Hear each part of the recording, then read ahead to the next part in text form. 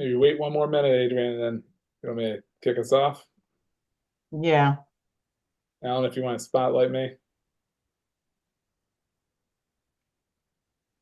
For those of you joining the webinar, we'll be getting started in just 1 minute. Just get people a minute to come on. Okay. Okay. All right.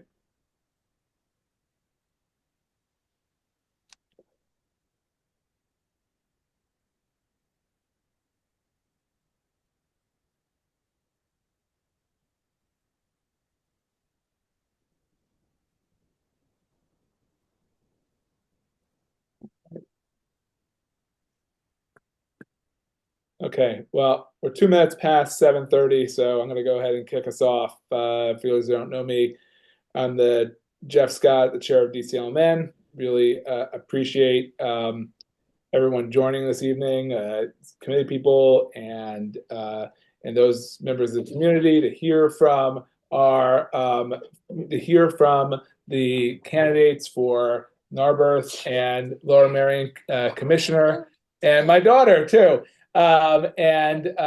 We really appreciate everyone's time and effort.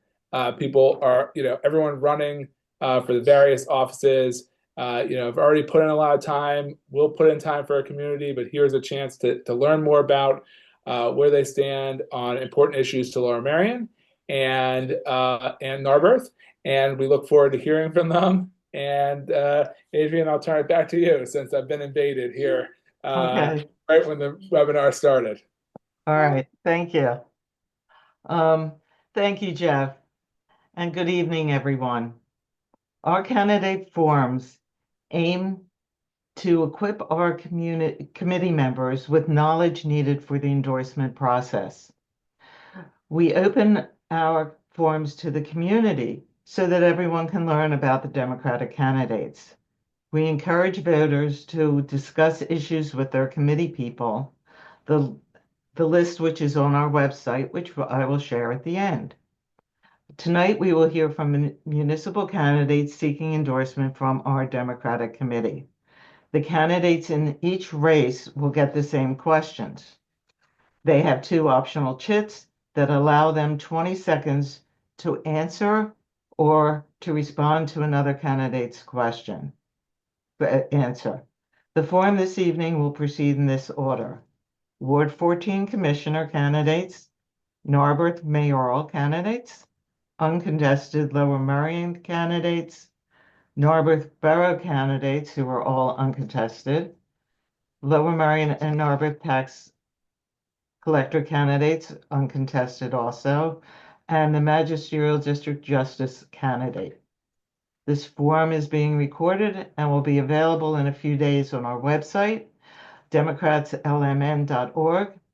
If needed, there is a caption button at the bottom of your screen, and you can click on it to get the captions. Susan Gilmore is our timer, and Alan Kobernick is our tech guru. And now the form. Alan, if you would spotlight Shelby and Ken.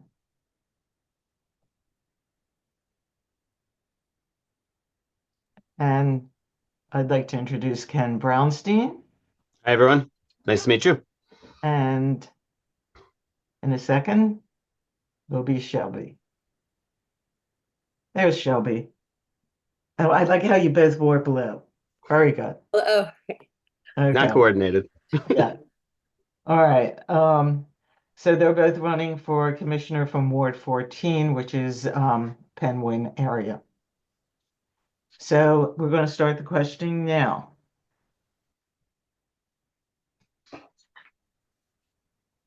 I think it's the other way. We need Ken on. I'm sorry, Alan.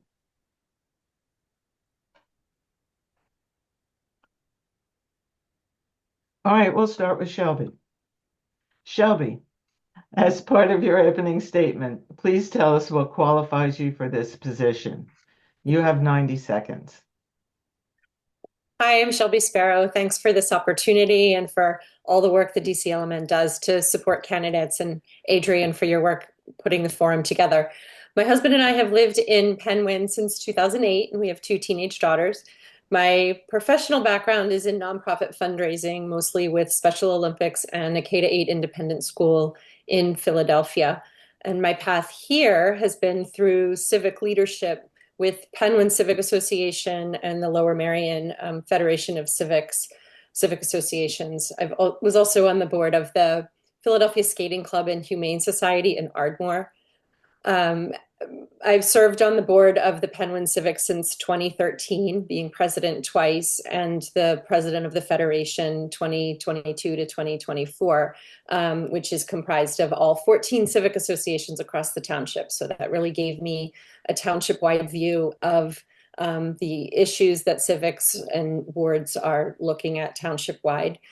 I intend to bring the same leadership that I've shown with the Penguin Civic and with the Federation of Civics as a commissioner. And I can say my eyes are wide open to the time commitment. As a soon to be empty nester, I'll have the time to not only attend the meetings, but engage with neighbors.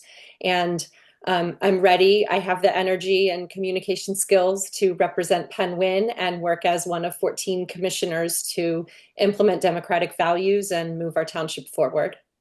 Thanks. Thank you, Shelby.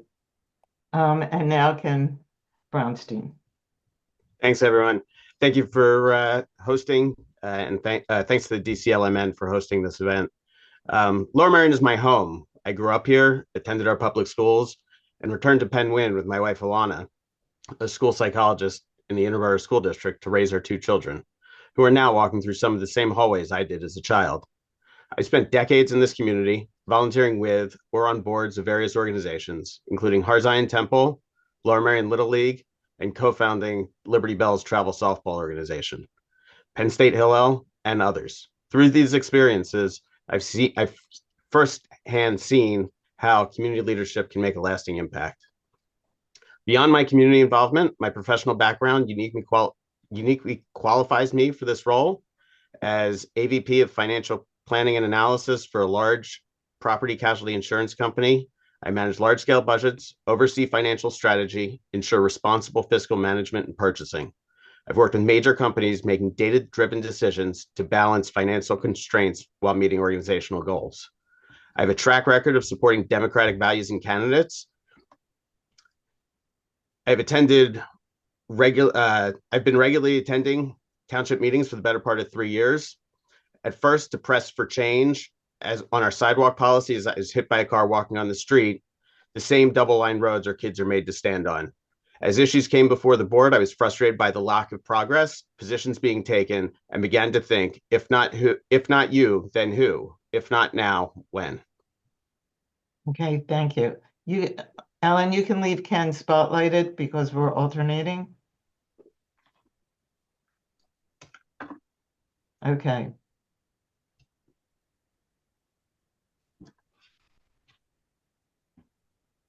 This is going to have me confused because we're okay.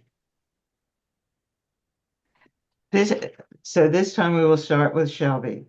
Describe. No, we'll start with Ken. I got to change all the things here. No worries. Describe your past and current working relationships with other stakeholders and leadership within Lower Merion Township. What accomplishments have those relationships yielded within Ward 14 and the township? You have 90 seconds. Can you repeat the question, please? Yeah. It seemed to ramble. Describe your past and current working relationships with other stakeholders and leadership within Lower Merion Township. What accomplishments have those relationships yielded within Ward 14 and the township? You have 90 seconds. My involvement within the township has been through Lower Merion Little League, through Harzion Temple. I've attended both our commissioners' meetings as well as civic association meetings, and I've studied to understand the issues facing our township. It's not just civic associations that provide. Civic associations are only one way of serving, and leading is about having a broad, informed, and proactive approach to leadership. Thank you. Okay. Okay, Shelby? Well, I am proud to say that I have the support of the current Ward 14 Commissioner, Rick Churchill, whom I've worked with closely for over a decade. I've seen firsthand how relationships and communication, especially between a ward commissioner and an engaged neighborhood with an engaged civic association, is extremely powerful in really advocating for the neighborhood. And I've seen that through successes with sidewalk installations and intersection upgrades, improvements to our park with planting trees, having a gazebo put in Wynwood Valley Park, and traffic calming measures. I've worked closely with township staff over the past decade, meeting regularly in my various roles, depending on what the issues were, with building and planning regarding development plans that affect Penwyn, regarding policy changes and zoning code amendments. I have worked with the Penwyn Civic Association. We have community liaisons at each meeting, providing updates from Penwyn community leaders, the library, the firehouse, and police. I've worked with the Federation, building relationships with current and past civic leaders, and with the school district when we were working on the Penwyn expansion project. I would hope to participate in the intergovernmental committee, collaborating with the school district, not just in crisis or conflict, but maintaining those relationships going forward as well. Thank you. Okay. And Shelby will keep you up there. Okay. This is another 90-second question. Can you describe what one sustainability project or initiative you feel will be most beneficial to Ward 14 and the township? Well, what immediately comes to mind is the solar panel project that is slated for this year at the Penwyn Library and the municipal parking lot. I know that is the township's first effort with solar panels, with the solar panel project. And so, speaking township wide, it would be great to have that be a successful first sort of launch. I think Ludington is next, and it could help establish best practices and streamline the process so you kind of know what you're getting into for the next one. The Friends of Penwyn Park is an active group also in terms of sustainability with the park and planting trees and the bioswale. I would hope that that could serve to encourage other neighbors of parks that don't have a friends group to establish one. And we've done a lot of good things in terms of the park maintenance and tree canopy restoration. And I know there are a lot of other initiatives in the pipeline as well that I've been following and engaging with. There's a lot of education that goes along with these sustainability initiatives.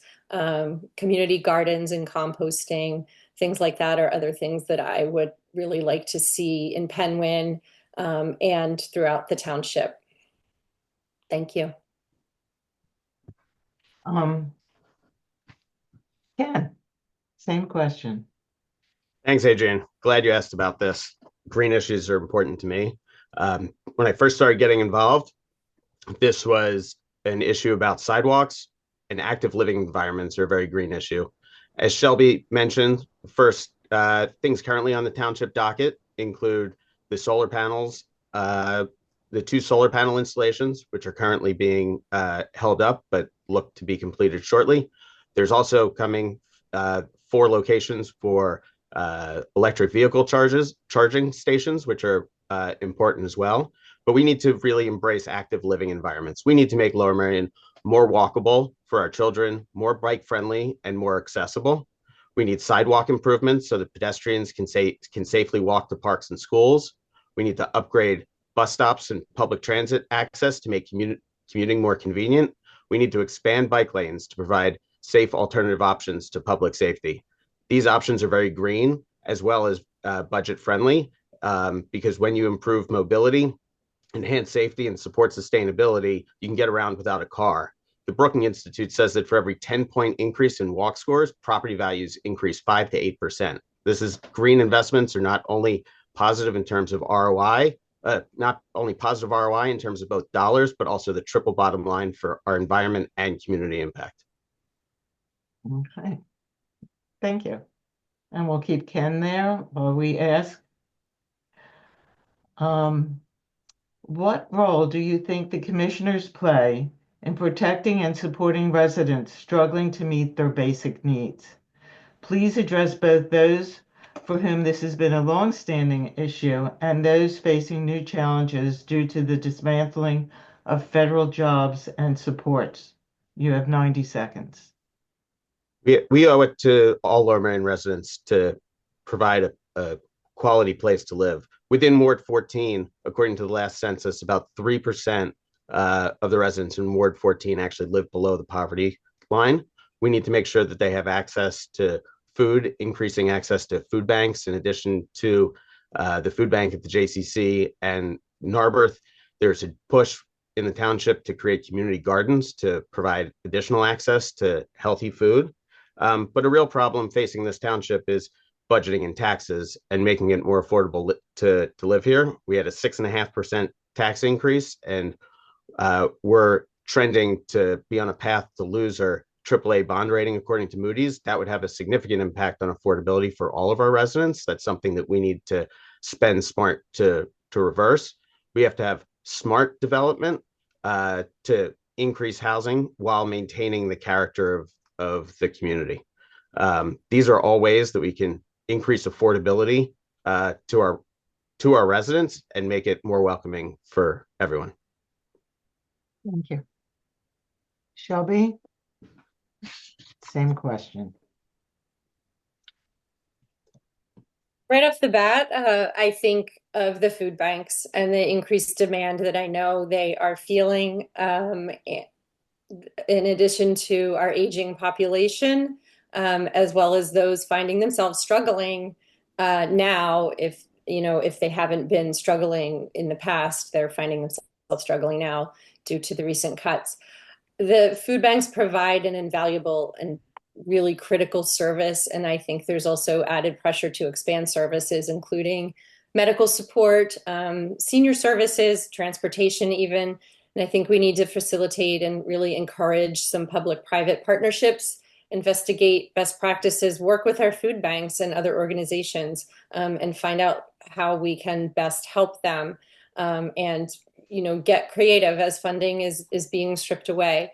Also, affordable housing. We know it's an issue in Lower Merion. In 2024, the Board of Commissioners unanimously made a commitment to affordable housing in the township, and I wholeheartedly support that as a priority. There's a really great housing rehab program through HUD to purchase and rehab houses. I think that we could look at that and figure out how to expand that, bring in additional organizations, inventory the existing housing stock, and really develop metrics, see what do we need and what do we need to build in order to meet the needs of our community. We really don't know what's going to happen at the federal and state level, and we need to effectively advocate to continue providing these resources and supports for our residents. Thank you. Mm-hmm. We'll start with, now that Shelby's there, this is actually working nicer than I thought with the spotlighting and the alternating. Would you advocate for any changes to the township zoning code? If so, please explain why you believe these changes are necessary. You have 90 seconds. Township zoning code. Yeah, what actually comes to mind is something that I was talking about actually a couple years ago that has not been implemented. It's actually off the top of my head, this one is more of a process. It has to do with a transportation impact study and parking inventory that's required when a developer brings a plan forward. And the first plan is a tentative sketch plan, and that needs to get approved by the Building and Planning and Board of Commissioners. The traffic impact study and parking inventory is not due until the next stage of the plan, which I think is a big problem, especially given the issues we have in this township with traffic, the need for traffic calming, and the burden that a lot of these developments are putting on our roads. I think that that part of the process needs to be required earlier so that those issues can be dealt with appropriately. And if there is a burden to the public roads, look for opportunities with code revisions to put some of the financial burden on the developers as well. I think that needs to be done earlier in the process to be fair to everyone. And going back again, zoning code, this is changes to zoning code.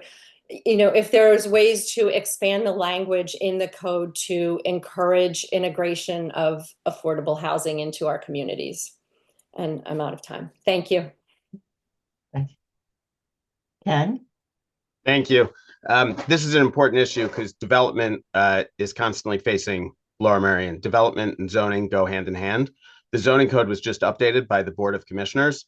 In Lower Merion, we have to make sure that we're carefully managing development. At one point, on one hand, we can't afford to become Lower Nimbia, rejecting all growth. That's and not in my backyard, but we also can't allow unchecked development to erode the character of a community that we all like. These are tough choices that will be required to make. Right now, there's already significant development booming across the township and housing stock coming online, whether that's the development in Ardmore, reshaping Schlaffel Plaza, whether that's the development that is proposed on the St. Charles Seminary, or the development proposed in Ballackinwood. These are all, and along Rock Hill Road. There's lots of development. Zoning is critical to that.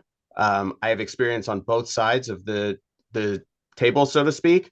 During my time at Preet, we were developer, and I understand the challenges developers face with the zoning code.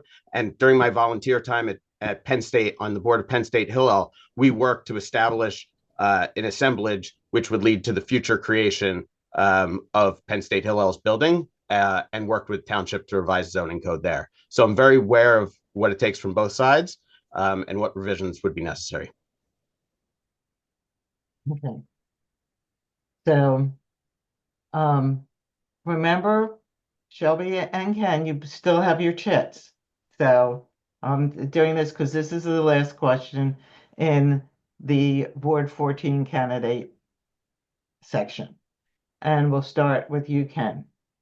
Do you have any concerns about the planned development of the St. Charles property and its potential impact on the township?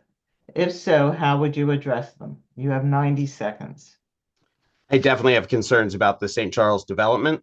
While they're currently entitled to develop under the current zoning, they have a certain number of units that they can create.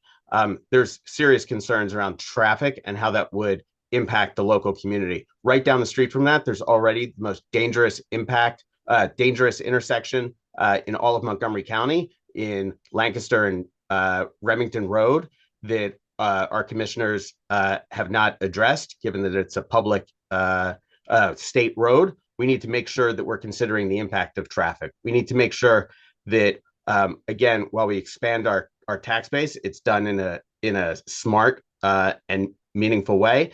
And also, that is one of the largest parcels of land on that side of the township that is undeveloped, largely undeveloped, and we should preserve it. Our schools, my kids are in the schools, they're already overcrowded. Lower Merion School District is pushing kids from Lower Merion to Harriton, where there is room, but it's still full. If we keep up this scale of development, we're going to have to look for schools. Our fields are already stressed, and we need to consider that this is really the last large parcel of land before we go okaying development there. Thank you. Shelby. Yes. Yes, I have been concerned about this for a number of years. This is, as Ken said, this is a major development project. It's 140 acres and would require the creation of a new zoning category, which is something that needs to be really examined and done very thoughtfully if this is going to happen. It as Penguin is an adjacent ward on the Lancaster Avenue side of things, and the traffic could have severe impacts to the traffic as the entrances would be on Lancaster Avenue.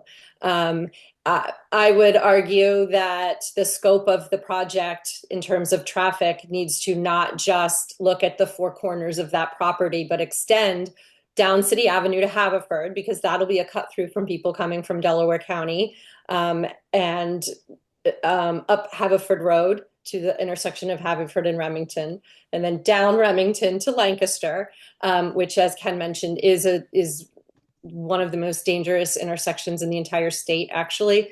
So the traffic impact, in terms of usage, it is a mainline health property. So how would it affect the Lankanaw usage as well and the traffic from there? And it is just a massive development project with condos, multifamily, senior housing, medical offices, commercial, a hotel. We need to really think about this and be involved, as I have been for a couple of years. And I would continue to stay involved heavily with that.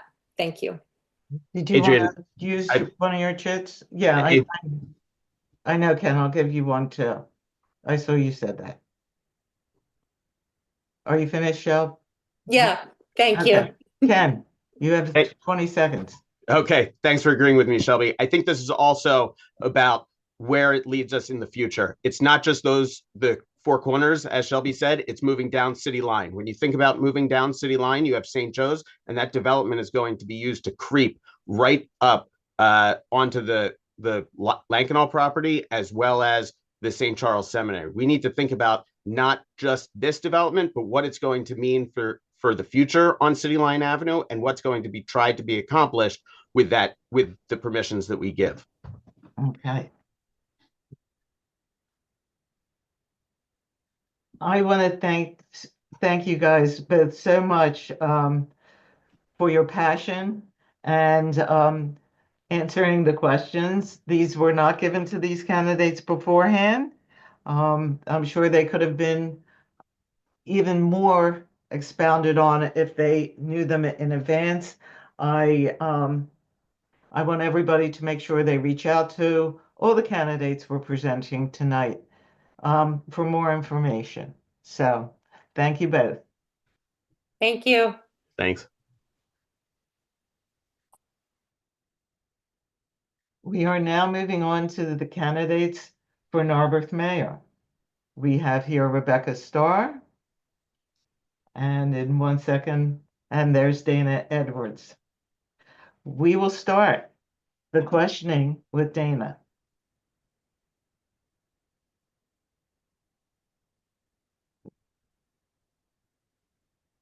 Oh, I think how technically wise, yes, got it. All right. Okay. As part of your opening statement, please tell us what you think the job of Narberth Mayor is and why you are best suited for this position. You have 105 seconds.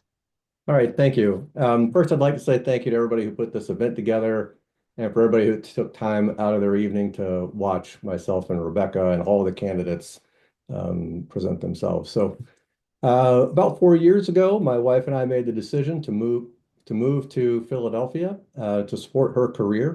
We fell in love with Narberth because of the school systems, the layout of the town, the housing, and we just came to love Narberth. So we decided to move here. And at that point, after falling in love with Narberth, I mentioned to some of my neighbors that I wanted to become mayor. And the plan was originally to do that in 2029. I've now moved that up to try to run in 2025. Because I do believe that the 3, 4 major jobs of being mayor are things that I'm very well suited to do. The first, probably most talked about, would be being in charge of the police department from a strategy perspective, from accountability perspective. There are also the ability to do things like veto and borough council, representing the people, breaking ties at borough council. And I've read in the PA borough code that there are even opportunities to do matrimonies and things like that. So along with all of that, because of the role of mayor and how people perceive the mayor, there is a large component of influence. And influence inside of the town, outside of the town, partnering and collaborating with borough council. And to that, what I would say is I've had 27 years of progressively larger jobs in different fields: education, in environmental chemistry, where I started, and then finally in the banking and technology and insurance spaces. So I think when you take all of those, you can see, if I could add 20 seconds, please. If I take all of those, combine all of that, you can take the physical security pieces that I've done, apply that to being police, to the police department, and you can take all the governance and such and say that that's really how I'm going to build relationships inside the town with borough council, outside of the town. And, it really takes being a team player. And there's no better training for team player than sports and being on corporate teams and working at highest levels of organizations. Thank you. Okay. Rebecca, same question. Hi, my name is Rebecca Starr, and I'm running to be the next mayor of Narberth. Thank you, DCLMN, for hosting this forum, and Adrian, thank you for moderating. I'm the best candidate for mayor because I have the experience, the vision, and the deep commitment to our community that this role demands. I'm also really fortunate I have a flexible work schedule that permits me the time to take on the job of mayor. I love Narberth. It's magical. And we're in a pivotal moment as a country and as a community. As we navigate these changes, we need a strong, proven leader like me who can work to preserve what makes our community special while guiding us toward responsible growth and also ensuring that on the local level, we protect the rights of all of our citizens. The mayor's job specifically under the borough code is to head up the police department. The mayor also leads in case of an emergency. And overall, they're also the voice for the community. My desire to be mayor specifically comes from my experience already. Professionally, I'm a lawyer. I was a public defender. I am a higher education professional and a community advocate. And on a volunteer basis, here in Narberth, I'm going to take my extra 20 seconds. Here in Narberth, I have been a human relations commissioner where I've worked actively to make Narberth more inclusive. I've successfully mediated complaints between residents. I've also chair our police advisory committee, and I'm very proud of the work that we've done. We've done the first deep dive into the data set from the police department, and we also have engaged in two-way communication through the first community survey that's ever been done of our police department. The minute that I heard that Andrea was not seeking re-election, I immediately started planning my campaign. It was obvious to me that the next step in my progression of the work that I've already done, both professionally and for Narberth, is to be mayor. I announced my campaign to all of you in December, and I was really proud yesterday when I went to Norristown to file my petitions and had well more than 100 signatures. My platform is simple: strengthen community connections, elevate our profile in the region, and prioritize public safety and infrastructure.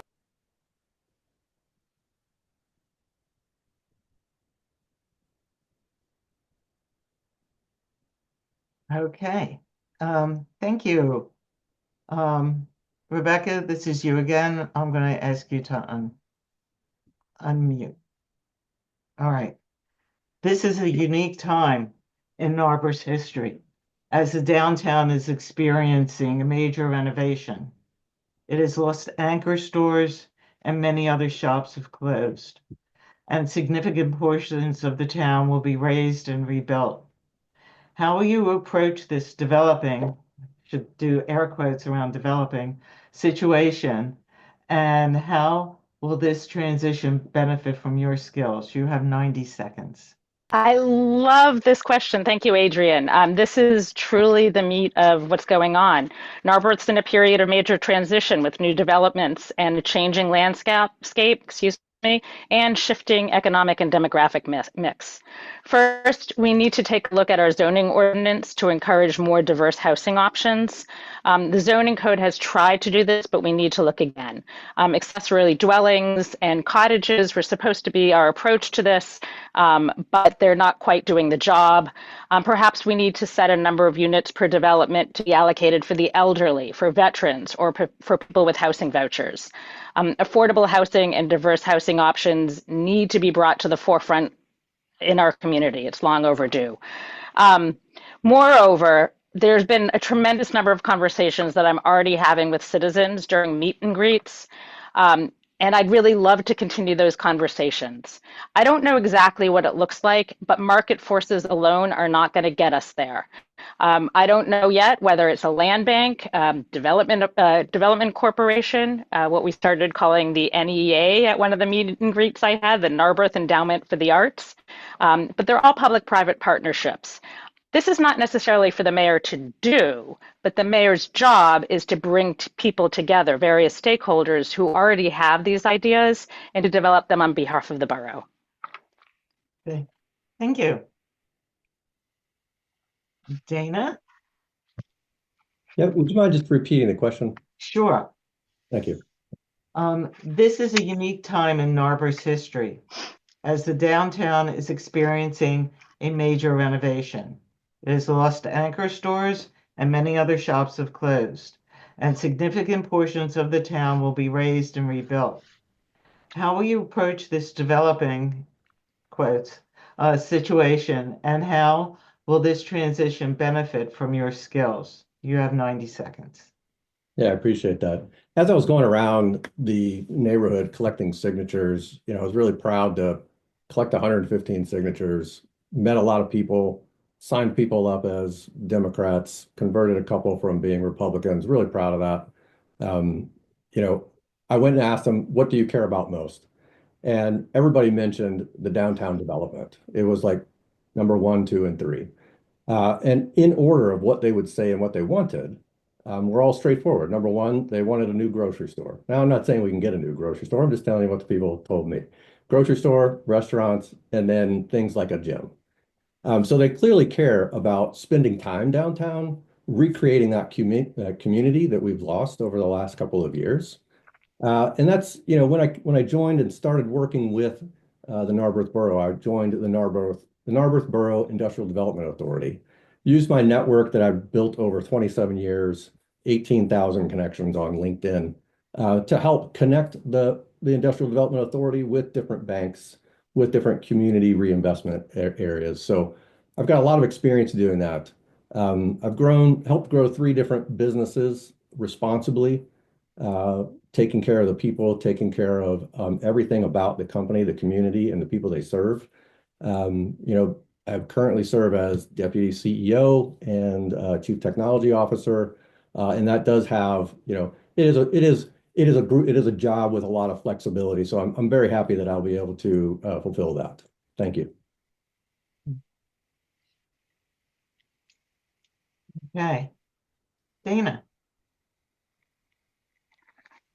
How does your role as mayor intersect with the police force in Narberth now that there's a police chief? You have 60 seconds. Yeah, thank you for that. I first want to say that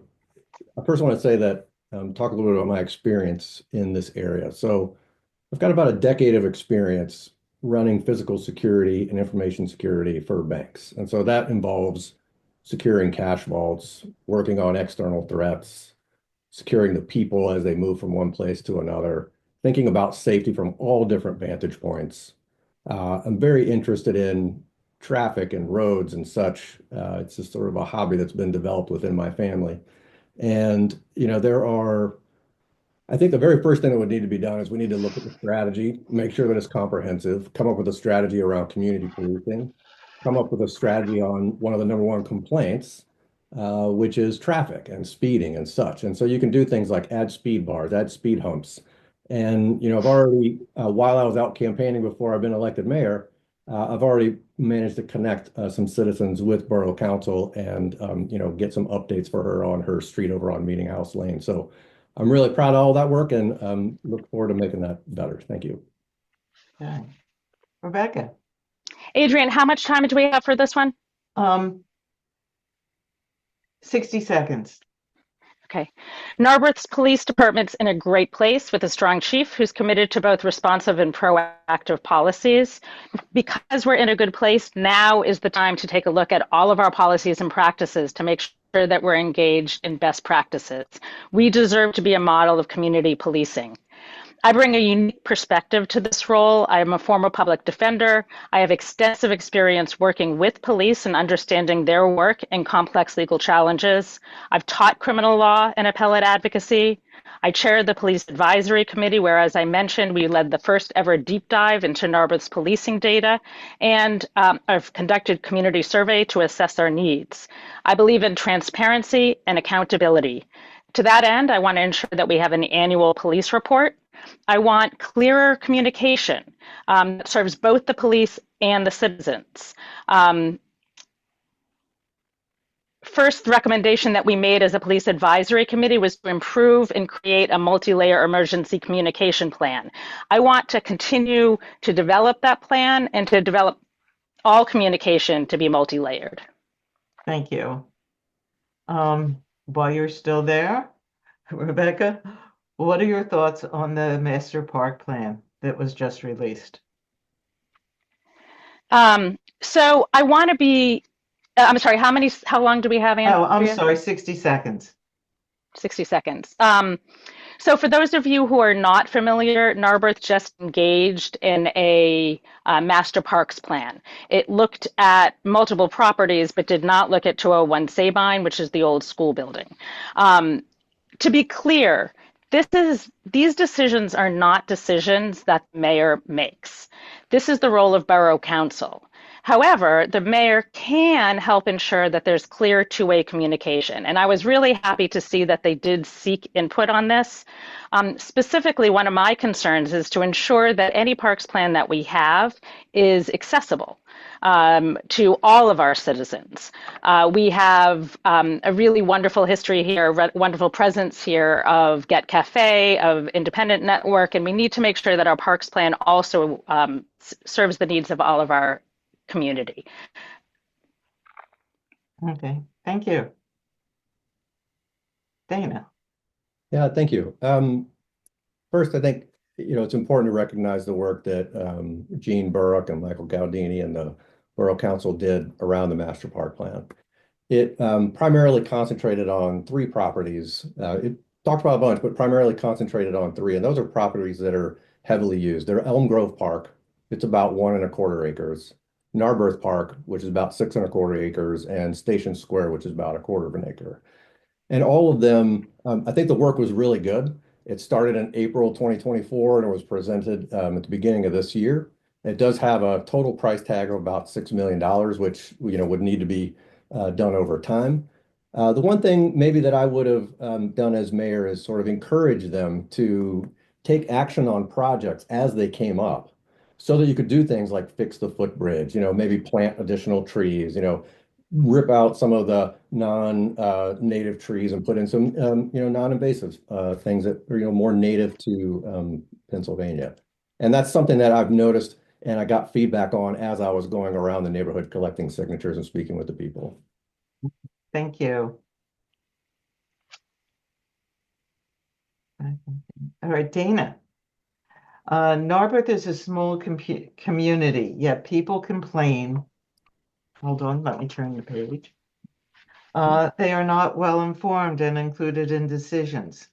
Please comment on that and give specific ways you would ensure better communications in both directions. Yeah, I really appreciate that you talk about communication as being two-way. We do have newsletters, we do have Facebook sites, and those are more pushing information out. And that's good for people who are actively seeking it out. What I would like to do is make sure that people understand what's going on, engage the people through different forums, uh, town halls, bring back the kids' movie night on First Friday so that you can talk to the parents and talk to different people. I would like to think about how do we engage with the community as new people come in, because there's a large amount of people, a large amount of turnover in our neighborhood, maybe through a welcome wagon type thing or something like that. Um, I would do more coffee with cops. I would do more meet the mayor, those sorts of things, like just opening up and engaging. And I think we've lost a lot of that over the last couple of years. I don't know why. I don't know the context. I just know that it's not around as much. And, if we had more channels like that, we would know a little bit more about what's going on with 203 Sabine and some of the other projects. And we would know that there's a big announcement coming on April 1st about the old Ricklands and what's moving in there. So I think that's what I would like to do. Okay. Thank you. Rebecca. Absolutely. Improved two-way communication is key to community connection, which is one of my priorities. Both in my existing leadership roles and on the campaign trail, I've already started to advance this goal through things like meet and greets, knocking on doors, sending mailings to residents. These are things that can continue, not just when you're running for office, but once you're mayor. I agree that Facebook posts are not enough. Our first recommendation, as I mentioned, on Police Advisory Committee in the wake of last summer's air quality concerns and soon after a local house fire, was to shore up emergency communications. A plan that included neighbors checking in on each other. This needs to be fine-tuned. We need to meet people where they are using multiple channels, improving our newsletter, making the information more accessible, mailing a print newsletter with every tax bill that goes out, mayor minutes, little electronic blurbs that can be sent out about key issues that are happening in real time. Consistent open office hours. Mostly, though, can I take my extra 20 seconds, please? Mostly, what I see, though, is communication is another form of partnership. And I think it's critical for the mayor to be amplifying the work that others are doing, businesses and individuals. We need to welcome new members to the borough, and we need to develop a pipeline of volunteers. All of these are about communication. My background clearly sets me up for this. As mayor, I'll ensure that residents and business owners have a voice in shaping Narberth's future. Thank you. Rebecca, this is our last question in this section. What are your top 2 priorities and why do you think they are important for Narberth? You have 90 seconds. Okay. Well, first of all, I do want to thank you again for having us here. And I want to thank the support that I already have. I'm honored to have already earned the support of many local leaders, Senator Amanda Capoletti, Mary Jo Daley, current Mayor Andrea Deutsch, Commissioner Jamila Winder, and I'm proud to say that they have all endorsed me based on my work the work that I've already done on behalf of the borough. I continue to think that I am the best candidate. I am the only candidate running for this office that is a lawyer. And I think in today's day and age, we need someone who can really understand what questions to ask. Not only does my legal experience help me manage the police department and head the police department, which is the primary role of mayor, but it also helps me understanding broader picture of what's coming down the pike. My 2 top priorities, I think I already mentioned that I have a 3-pronged platform, is to strengthen community connections, to elevate our profile in the region, and to prioritize public safety and infrastructure. Strengthening community connections is about some of the two-way communication that we spoke about, but elevating our profile in the region is critical. We need to develop partnerships, whether it's with Lower Merion in order to develop something like the Montgomery Avenue corridor, whether it's with the county conversations I'm already having about public health. Thank you. Dana. Yeah, thank you. Number one really is communication, and I touched on that. And it has been exhilarating to go out around and talk with the people, collecting the signatures, understanding what they want. And that's really what this job is about. It's about the people. We've got a strong borough council. They've made great decisions. And, I'll stand behind those, and I think they do a great job. The I mentioned a lot of the ways that communication would be improved. Number two, I would say, is all around rebuilding the downtown area, the business district, and making sure that everybody knows what's going on. I want to be that shoulder for people to lean on. I want to be that beacon of information. I want to bring that information back. I want to make sure that Borough Council understands what I'm hearing and what I'm experiencing when I talk with the people, because sometimes the communication includes emotions, and you've got to be able to feel that from the people when you talk to them. That's something I'm very well equipped to do because, when you're on governance boards and, I've been 3 years on the Heritage Valley Health System board. So I've started talking with member of that group so I could understand what the impact of measles might be if the measles come to Narberth. There are lots of different things that I'm going to bring to being mayor. So number one is communication. Number two is making sure we rebuild responsibly. I've started making a relationship with other local business groups, with the main developer here in town, so I can understand what the intent is behind what he's intending to do. And then, I think finally, thank you. You do have a chit if you want to continue. Okay. Thank you. Okay. All right. I want to thank you both for a really interesting peek into Narberth for a lot of us here. And thank you so much. Yeah, thank you very much, Adrian. I appreciate it. Okay. Thank you, Adrian.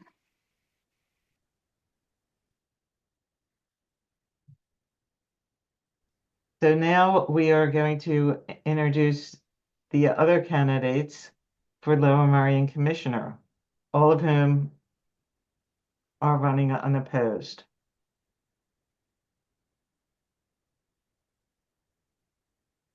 Alan, will you be spotlighting them all? Or as I go? So for Ward 2, we have Michael Daly. Ward 4,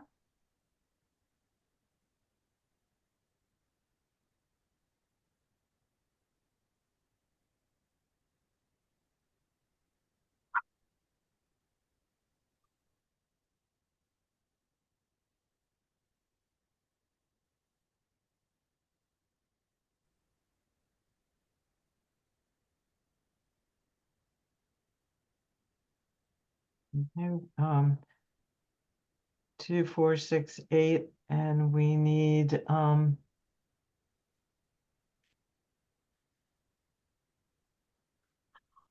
sorry, I saw June. And we still need Todd. There he is. Okay. So we have Michael Daly running in Ward 2. Hi, everyone. Charles Gregory running in Ward 4. Give a wave so everybody knows who you are. In Ward 6, we have Chris McGuire. In Ward 8, we have Craig Timberlake. And in Ward 12, we have incumbent Todd Sinai, who also happens to be president of the board. So all the commissioner candidates will answer this question, including Ken Brownstein and Shelby Sparrow, our Ward 14 candidates. So we're going to start with you, Michael, because we're going to go in ward number order. Please give me 1 second here. I want to look at some time. We're running ahead. So I had said it was going to be 90 seconds, but I think we have enough time to give you each 2 minutes. Please briefly introduce yourself and then describe how you will approach issues related to development and walkability in our geographically and economically diverse township. Thank you. Okay. So I don't know that I need 2 minutes, but I'll keep it under for sure. Thanks everyone for your time tonight. It's very humbling to be here among so many accomplished people. Just a little bit about me for the folks I haven't met yet. My wife and I have lived here in Lower Merion for about 15 years. Our 3 kids have been in the public school system since kindergarten. 1 is going to go off to college next year. 2 have a couple more years left in high school. I've been a practicing lawyer in litigation department of a local law firm for almost 25 years. My practice focuses on defending class actions and other complex litigation. I think more relevant for tonight's purposes is the fact that I've been very involved in my civic association for several years. I've spent 2 years as a director, the last 3 as a president. During that time, I've gotten to know the township staff and several of our commissioners, and I've gotten a good sense of what my neighbors in Ward 2 care about and focus on. Most of it is, quality of life issues, the sorts of things that drew us to the township in the first place. So good schools, safe streets, nice parks, and walkability is sort of right in line with those things. So I'm happy to talk about that. Walkability is not really in Gladwin and parts of Penn Valley a huge priority because we have, this is not set up the same way geographically as, say, Narberth is or other parts of the township. But we do have the village, and the village of Gladwin needs desperately better sidewalks, more sidewalks where we don't currently have them. And so our civic association has been very supportive of that effort and will continue to be so, I hope, after, should I step down and take on this position. So thank you. Thank you. Charles Gregory, same question. You are on mute, sir.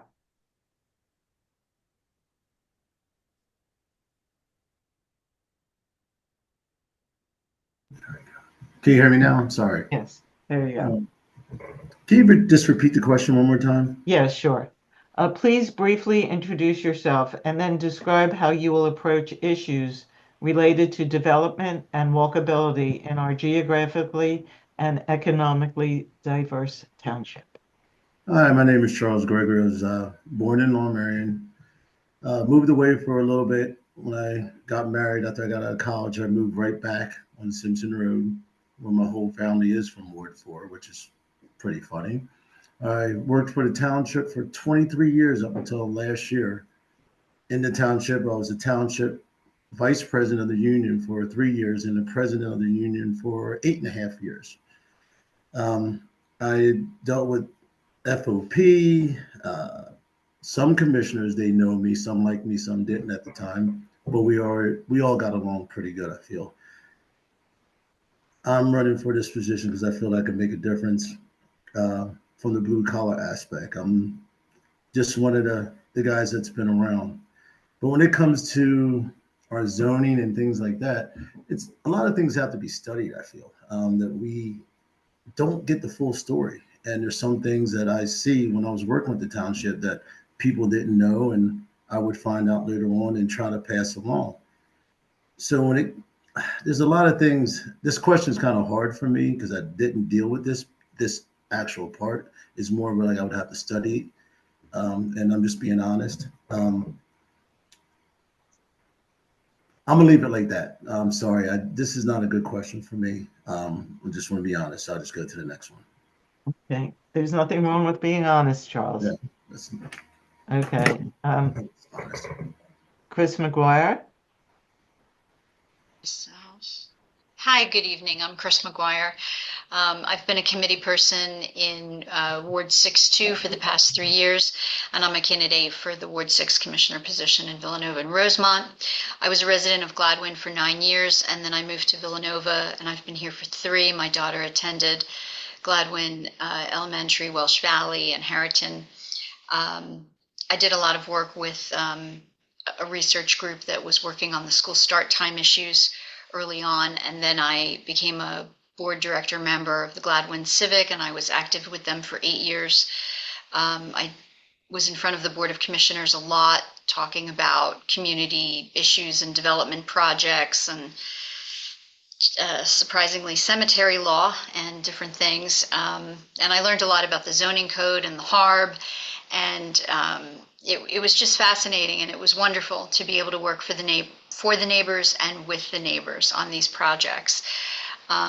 Professionally, I'm a forensic psychologist. I work primarily with law firms to support specific cases of catastrophic injuries and very severe trauma. I have a group psychology practice with 20 clinicians and a full complement of office staff. So I'm a business owner, and I understand what a budget is, and that you have to work within the budget and not look at it like a blank check. And I come to this position with that sort of mindset in play for me, that, you know, our budget is something we work within. It's not a blank check. And so decisions have to be made, and we have to be exquisitely careful when we're dealing with public dollars. In terms of sidewalks, Ward 6 really does need them, and I would be in strong support of that. We have several areas of Montgomery Avenue that we can't walk on at all. So I would work within our budget to achieve that goal. Thank you. Okay. Craig Timberlake for Ward 8. Hey everyone. So I am Craig Timberlake. I'm running for Ward 8 Commissioner. I've been an Ardmore resident for 14 years. I moved here from Maine in 2010 with my wife and 2 sons, both of whom are products of the Lower Merion School District. One is currently a junior at Lower Merion High School, and my older son is a second-year college student. We were drawn to Ardmore by as many people are, by the public schools, the compact walkable neighborhoods, the multiple transit options into Center City, Philadelphia. But what I didn't know when we chose Ardmore is just how amazing the community is and would be, and how many of my neighbors would become very close friends. You know, as far as how I would approach development and walkability, I'm not sure if 2 minutes is quite enough.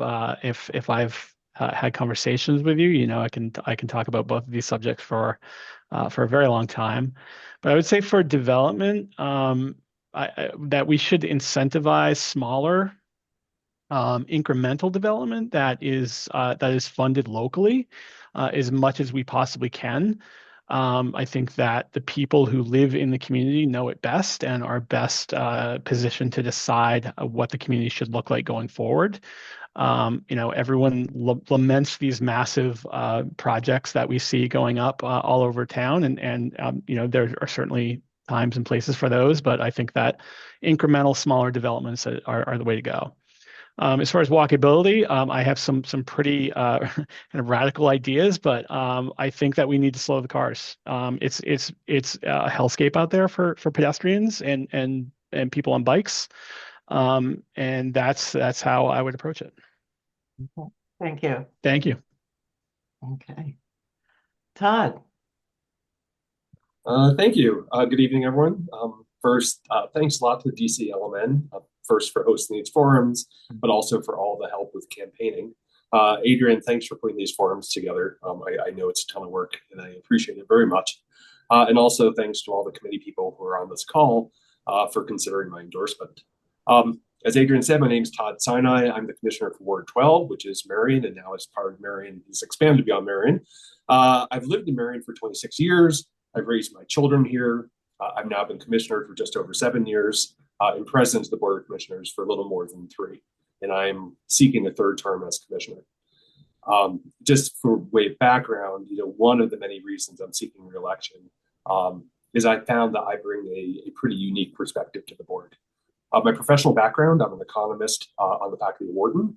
And my expertise is at the intersection of understanding what makes municipalities like Lower Merion thrive, how development affects townships, the role that local governments and local tax policy can play in budgeting and finance. And I discovered that, you know, the Venn diagram of this particular thing that I do happens to overlap a lot with what the township does. And it's been really a terrific experience to be able to bring my perspective to the board.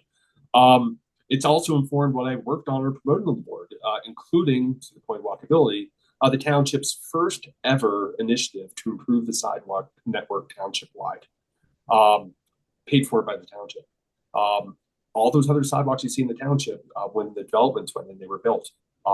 And the effort with this, which was something along the lines of 5 years, really was how does one do this in a way that a majority of the board will vote to spend the money on it, right? Everyone's in favor of sidewalks in their ward. We need to do it everywhere. Beyond that, in terms of development and walkability, just briefly, development just needs to be focused rather than sprawling throughout the township. And in terms of walkability, we need to prioritize complete streets. The township started as an auto-oriented suburb. We need to pivot away from that, increase the quality of life for all of our residents. Thank you. Okay. Thank you. And now we'll go back with Ken Brownstein. And I'm really glad we had extra time to allow all these candidates. Don't put any time in yet, Susan. Really had time to add some extra time because most of these candidates would be new to the board. So I think that little extra bit of introduction is really helpful for everyone. Ken. Okay, thanks. My name is Ken, as you've heard from me before. Born and raised here my entire life. My parents, my brothers still live within Lower Merion Township. I'm a parent, girl dad too. Both my kids are in public school. They've attended Penwyn, Ballykinwood, Blackrock, and Lower Merion.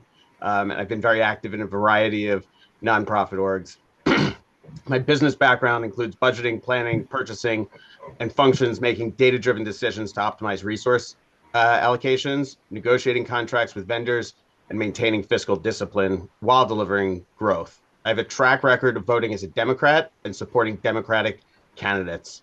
Lower Merion is an incredible place to live, but as our community grows, we need to be proactive in addressing the key challenges, some of which Adrian has highlighted. I heard many of them in my conversations with residents while gathering over 170 signatures for petitions supporting my candidacy. I've heard common concerns about active living environments, roads and traffic calming, development, and budgeting. But I've also heard about other issues, quality of life issues, poor cell service, the firehouse siren local to Ward 14, tree canopy, lack of enforcement of traffic violations, and perception of rising crime. People want change. They feel like the township isn't responsive for their needs. Traffic is getting worse and that safety is an issue. People want safety, accessibility, and well-planned community, and I'm going to make that happen. My priorities, active living environments. We need to ensure that Lower Merion's walkable, bike-friendly, and accessible. Sidewalk improvements, upgrade in public transportation. But then also comes roads and traffic calming. Traffic is a growing concern. I've heard about police not enforcing speeding. We need to make sure that Lower Merion police have everything in their toolbox for traffic calming measures. We must balance development, and we must be mindful of our budget. We're facing a structural deficit. We're facing a changing tax base. And rather than raising taxes, we need to be smarter in how we control budget. We need financial discipline to ensure Lower Merion remains fiscally responsible while maintaining the high quality of services that we all expect here. Thank you. And last but not least, Shelby Sparrow. Thank you. I think that there's a lot to unpack in this question, but I'll sort of share with you, I think, my key ways that I think about every issue, as I've done in the civic in my experience over the past over a decade, really focusing, keeping residents safe, being good stewards for the environment, and really recognizing and supporting the diversity within our township. All my decisions are made thoughtfully with those key elements in mind. And, a thoughtful approach to development, to answer this question, that considers effects on traffic, on schools, connectivity, encouraging walkability and use of transportation, making sure that we're looking at those issues township-wide as making decisions as a board of commissioners. Working as, one of 14 to represent Penn Win, but also looking out for the best interests of all residents of the township, and encouraging development that really integrates all of those issues, with the budget in mind, with providing resources at high levels that our residents deserve. And I really bring it back to communication, setting up town halls, providing opportunities, using the amazing structure of the civic associations as education, as advocacy. Lower Merion has this amazing structure of those civic associations throughout the township, and I think it's a wonderful resource. That can be utilized in partnership with the commissioners, and to really make strides to improve the township. I think I'm out of time. Thank you. Thank you. I want to thank all of the candidates running in this year's commissioner races. And it's trying to get everybody spotlighted is a little funky, but I want to thank you all for being here and educating us on some of the issues. Thank you. Thank you too, Adrian. Okay.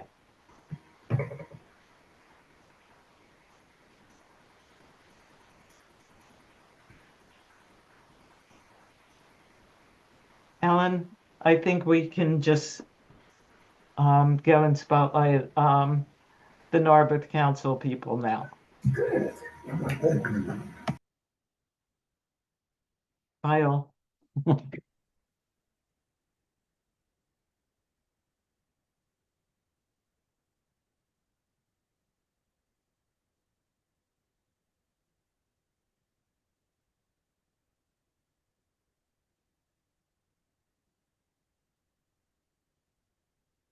Huh.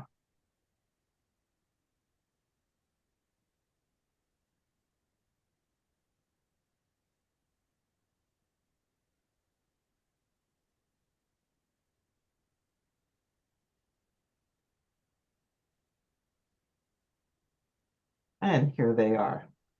Next, we turn to the 4 Narberth Borough Council candidates. We have incumbents Fred Bush, Cindy Rickards, Mike Salmonson, and newcomer Joe Stratton. They're joining us today. You will each have 90 seconds to introduce yourself and answer this question. Good luck. Sabine Pike Park and its development has been looming over Narberth Borough for many years with questions about potential tax increases, legal threats, and transparency. Should the Sabine Park development move forward? And Fred, we're starting with you. You have 90 seconds. All right. Thank you, Adrian, and thank you, committee members. Just a little about myself. I'm currently the president of the Narberth Borough Council. This is going to be, I'm running for my second full term, and I was appointed to a partial term before that. So I've already been on council for about 6 years. We moved here about 9 years ago when my child was ready to start kindergarten, and they're about to go to Heriton next year. So it's exciting. And just about me, I'm a professional gambler. I've been playing poker for about a little over 20 years now. So Sabine, the issue that makes this so difficult is that the borough currently rents out the property to commercial tenants, and the borough makes a significant amount of money doing so. It's part of our budget. But the building has extensive renovation needs. Basically, there was some debate over whether the borough owned it or whether Lower Merion School District owned it. So no repairs were made to the building for a really long time while the ownership was up for debate. So I think there's no question that something needs to be done with the property because the repairs to keep it operating as a commercial endeavor like it is now, they're just not cost effective. It would cost the borough money in the long run to redo it and to rent it out. So the discussion that's happening is among the neighbors and among council about what exactly is to be done. I think there's no question that something has to be done. I'll leave it at that. Okay. Cindy? Hi, folks. Fred just did an excellent job of giving some context to Sabine. So thanks, Fred. I'm going to take your seconds. I'm Cindy Rickards, and I've lived in Narberth since 2005. I've volunteered at every Narberth Business Association event, except oddly the Easter egg hunt, and every 4th of July. The best way to get to know your neighbors is to roll up your sleeves and volunteers. Once my kids were old enough, I ran for council, which was always a goal of mine. And this is now my 8th year serving on Narberth Borough Council. I currently serve at the discretion of my colleagues as vice president. And during my tenure, I've watched our beloved anchor institutions and local stores close due to retirements or fall victim to a much larger rise of online shopping and a new retail dynamic. I've been through 6 rounds of borough manager interviews, 2 chief of police, and multiple different council members. And we're at this really critical time of change, and we are going to need to rely on our civic commitment to a thriving downtown economy, as well as our strong relationships with Mary Jo, Amanda, Mary Gay. We've utilized countless resources to support our neighbors and continue to partner with Lower Merion on projects like Montgomery Avenue. We have to take action on Sabine. It's falling down. It was $5.6 million of deferred maintenance prior to COVID. We know this. We are thoughtfully reminded why municipalities should not be in a position of being landlords. And we're addressing now what is the best use for this massive undertaking, this massive project in our borough that has lots of potential opportunity and lots of cost. Okay. Mike? Good evening. Thank you all. Most of you know me because I was a committee person for Narberth for some time and a long time Democratic volunteer before that. I've been very active in the community since we moved here in 2003. Before that, I was in Ward 14 in Penn. So some of those things that you folks were talking about are near and dear to my heart. I've been very involved in school affairs, committee on special ed, which means that I'm very concerned about accessibility, making our community inclusive to everyone. As to Sabine Park, I think the question actually was a little skewed because it said the Sabine Park development, as if we already had a plan in place, and that is just not the case. We recognize that we have a unique asset here, both from an environmental standpoint and from a fiscal standpoint. We have, as others have said, a building that's just not viable in the long term. So the only plan that we have in place now is a commitment and a renewed commitment to ensure that whatever parkland exists in Sabine will not be decreased by whatever we do. And so we do have this responsibility to balance our fiscal needs with our desire, a uniform desire to keep as much parkland available as possible. Thank you. And Joe Stratton. Hi, everyone. Joe Stratton. I'm been a resident of the Narberth area since 2024. I lived on Avon Road and raised my kids there from 2004 to 2016. And Avon's just adjacent to Narberth, and then in Lower Merion, and then lived in Narberth since 2016. I'm a family physician. A lot of my work is working with frail, vulnerable people with chronic illnesses. A lot of my focus is on working together with my patients, their families, caregivers, and others to make sure that we are creating the best quality of life and safety for everyone. And that's a passion of mine that I take to the work that of working on the Borough Council, of how do we make sure that we are balancing multiple needs and goals and providing the best opportunities for our citizens. And I'm just thrilled to be able to join Fred, Cindy, and Mike in this role. Regarding Sabine Park and 201 Sabine, it's been really well said by Fred, Cindy, and Mike. I don't want to repeat what they've said. My approach is we've got a really important resource. We've got a lot of passion. There are financial needs, and really important for us as Borough Council to explore all of that and find the best solutions that we can to meet all of those needs. Thanks very much, everybody. I want to thank the Borough Council candidates for standing up again for three of you to run and help that great little community of Narberth that is right in the middle of Lower Merion Township. Thank you all. Thank you. Thank you. Thanks. We're just sorry we couldn't host you in Narberth Borough Hall because it was so many people. Yeah, Thank you. thanks. We'll see you next week, though.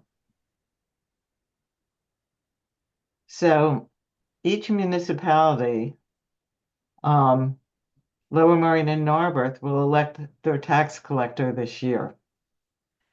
In addition, some of our precincts will elect a new magisterial district justice. All of these candidates are running unopposed. I'd like to introduce Jana Peckman-Lunger. Did I do that correctly? That's correct. Thank you. Yes. Okay. John McIntyre is running for magisterial district justice, and Bill Sipe, we'll see in a second, is running for Narberth tax collector. There he is. Hi. Hi. So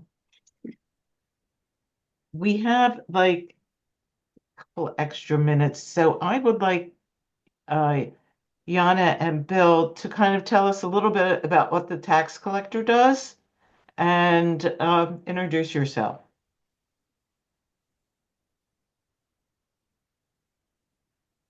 Shall I start? Yeah, Jana, please start. Good evening, everyone. My name is Jana Pechman-Lunger, and I'm running for the position of tax collector of Lower Merion. Honestly, today it's a very special day for me because it is today, 14 years ago, that I became an American citizen. As a child growing up behind the Iron Curtain, I always was dreaming of America as a land of freedom and opportunity. I came to the United States in 1994 as an exchange student, and eventually I earned a degree in economics and political economy. I worked at the Philadelphia Stock Exchange in the compliance department, conducting financial and regulatory examinations, and I specialized in anti-money laundering. The past 3 years, I serve as a deputy tax collector to Sam Aidenbaum, learning along his side all the intricacies of tax collection and banking. It will be my great honor and privilege serving as tax collector of Lower Merion. I thank you for your time and support, and thank you to DCLMN for hosting this forum, but also for supporting all the candidates. Thank you. Thank you. Bill? Hi, everyone. Wait a minute. Oh, okay. We'll take a break between tax collectors, and since John is highlighted as our magisterial district justice candidate. I would not be able to say that 3 times quickly. Hi, everybody. I'm John McMahon. I'm very happy to be on with everyone. Adrian, thank you to you and your team for putting this together. And I'm very appreciative of everybody who is watching this event. I live at 1617 Montgomery Avenue with my wife, Erin. We have lived here since 2012. My first year living in Lower Merion was in 1966. That is when I moved into Lower Merion with my family. Originally, we lived in Penn Valley, where I spent a lot of my growing up years, and later in Narberth, and ultimately Gladwin. I can tell you that the reason that I am seeking this position is multifold. First and foremost, I have great affection for Lower Merion Township. Growing up in Lower Merion Township was a phenomenal experience. I have wonderful memories. I loved hearing all the talk about Narberth because I spent a heck of a lot of time playing baseball down at Narberth, as well as many other places throughout the township, Belmont Hills, Ardmore Avenue, South Ardmore. I remember riding my bike down to the AMP as a young boy on Montgomery Avenue. So I know the area, I know the township, and I have great affection for this township. Quite honestly, if I lived somewhere else, I don't know that I'd be going for this office. But to be able to have an opportunity to engage in public service at this stage of my life, which is the second big reason that I'm seeking this position, besides the fact that I really love Lower Merion. At this stage in my life, I want to return to public service in my community. I started out in public services as a Montgomery County Assistant District Attorney. And for about 35, 36 years, I've been very busy as a practicing trial lawyer. At this stage of my life, I'm very, very excited about the prospect of obtaining this position and being able to serve my community. I believe I have the qualities to do a real good job. I have the experience necessary. I think I have the temperament necessary, the judicial temperament, and I certainly believe that I have a sense of fairness as well as the appropriate work ethic. 3 big things for me in this job. 1, court starting on time. 2, the court dispensing its decision in a prompt manner. And thirdly, treating all people who come to court with courtesy and respect. I've had many, many, many clients through the years, and I know firsthand that it can be an anxiety-provoking experience for people to have to come to court. I can also state that with regard to this job, I've been to preliminary hearings in district courts. I've been involved in civil cases in district court, pretty much everything, landlord, tenant, everything. So the various duties and the type of law that has to be applied, I'm quite familiar with. So I'm just very excited. I've had a lot of support in regards to this endeavor, and I would be very honored and privileged to have this position and serve the citizens of Lower Merion Township with fidelity, good judgment, and courtesy and respect and fairness to everyone who comes into the courtroom. Thank you. Thank you. Bill, you're Hi. up. I'll try this again. Yeah, please introduce yourselves and Okay. spell tax collector if you can. I will. Hi, everybody. I'm Bill Sipe. I've lived in Narberth for about 9.5 years now with my wife and 2 kids. My daughter is currently at Ballykinwood. My son is at Lower Merion. My professional experience has been focused on workforce analytics, which may sound completely unrelated to tax collection, but really it isn't. So the core activities of workforce analytics include collecting, tracking, auditing, and reporting on workforce data. And tax collector's role is similar, has very similar activities, just focused on collecting and tracking tax dollars instead of data on employees. So you need to notify taxpayers of the amount that they owe and when they owe it. then you need to actually collect that that tax and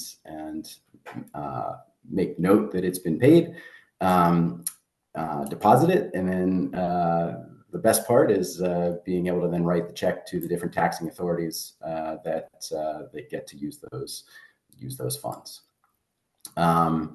Just wanted to close by thanking everyone I've spoken to during this process, especially Regina Watson, our current tax collector, who's been tax collector for Narberth for quite some time. And she's provided me with some great guidance. And it's just been a lot of fun learning the ins and outs of tax collection, as well as the local political process, which has been surprisingly fun. So thanks. Okay. Thank you. Thank you to our other candidates. I want to thank all of you for attending this forum. I want to thank all the candidates for their informative and thoughtful answers. This forum was recorded. Candidate contact info will be sent to all the registrants. Later this week, the link to the recording will be available on our website. And here we go. Share and slideshow. So make your voice heard. I want to thank everybody for coming to pay attention to this. A lot of times the municipal elections do not get a lot of attention, but the quality of life that is brought forth by these offices really makes a difference. So I want you to make sure you're registered to vote, or you can also apply for a mail-in or absentee ballot at www.vote.pa.gov. Check out the Democratic Committee of Lower Merion and Narberth website at democratslmn.org. And while you're there you'll see upcoming events, and you can find your committee person, the link and their email address at the section that says About, and it'll say Committee People. And then find out more about cross-filing and other interesting voting facts by talking to your committee person. So I want to thank you all and for really being civically involved in attending. So thank you very much. And everyone have a nice evening. Thank you. Okay. Thank you. Thanks.